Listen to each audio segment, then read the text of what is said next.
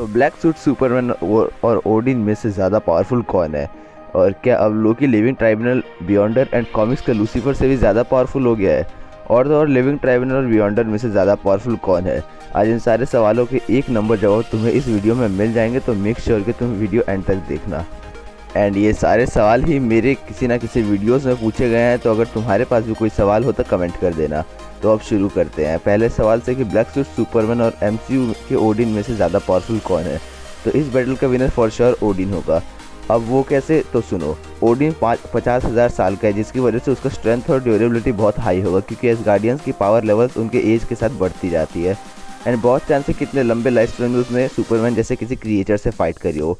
Also Odin के पास गंगनीर है, जिससे वो ओडिन फोर्स को चैनल कर सकता है। एंड ओडिन डार्क मैजिक को यूज़ करके किसी को भी कहीं भी टेलीपोर्ट कर सकता है, जैसे उसने द एवेंजर्स में थॉर को अर्थ पे भेजा था। और अगर इतना कम लग रहा है तो ऑल फादर ओडिन किसी को भी डायमेंशन में कैद कर सकता है, जैसे उसने हेला को किया था। एंड अगर तुम इस सीन को देखोगे जिसमें वो डायमेंशन दिखाया जाता है, तो तुम देख सकते हो कि वहाँ सनलाइट का नामो निशान तक नहीं था। तो ओडिन सुपरमैन को यहाँ ट्रैप कर सकता है, जहाँ से फिर वो ओडिन के मरने के बाद ही निकल पाएगा।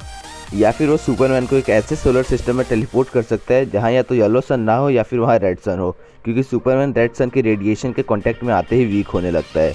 एंड सुपरमैन के किसी भी अटैक का ओडिन के ऊपर कोई असर नहीं होगा, क्योंकि वो बहुत ज़्यादा ड्यूरेबल है। तो बढ़ते हैं दूसरे क्वेश्चन की ओर कि क्या अब Loki beyonder, the presence and Lucifer जैसे कॉस्मिक एंटिटी से भी ज़्यादा पावरफुल बन गया है? तो इसका सीधा सा आंसर है नहीं, क्योंकि इन कैरेक्टर्स के पास इतनी वास्ट रेंज ऑफ पावर्स है कि ये किसी भी मल्टीवर्स को चुटकियों में बनाया डिस्ट्रॉय कर सकते हैं।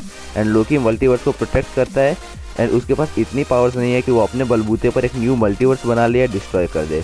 Let's go towards last question कि लिविंग ट्राइब्यूनल और बियॉन्डर में से ज़्यादा पावरफुल कौन है? इस सवाल को एक्सप्लेन करने से पहले तुम्हें यह पता होना चाहिए कि बियॉन्डर आखिर है क्या। तो मार्वल कॉमिक्स में दो बियॉन्डर एग्जिस्ट करते हैं। पहला प्री रेटकॉन बियॉन्डर एंड दूसरा पूरा बियॉन्डर का रेस है। अब प्री रेटकॉन बियॉन्डर इतना ज़्यादा पावरफुल था कि ये पूरे मार्वल मल्टीवर्स को सिर्फ सोच के डिस्ट्रॉय कर सकता था, एंड इसलिए बाद में इसे कॉमिक्स से इरेज कर दिया गया एंड इसकी जगह वन अबव ऑल को दे दिया गया। और क्वेश्चन पे वापस आए तो अगर लिविंग ट्राइब्यूनल का सामना प्री रेटकॉन बियॉन्डर से होता है तो बियॉन्डर ट्राइब्यूनल को आराम से हरा देगा। बट क्या होगा जब लिविंग ट्राइब्यूनल की लड़ाई बियॉन्डर रेस से हो?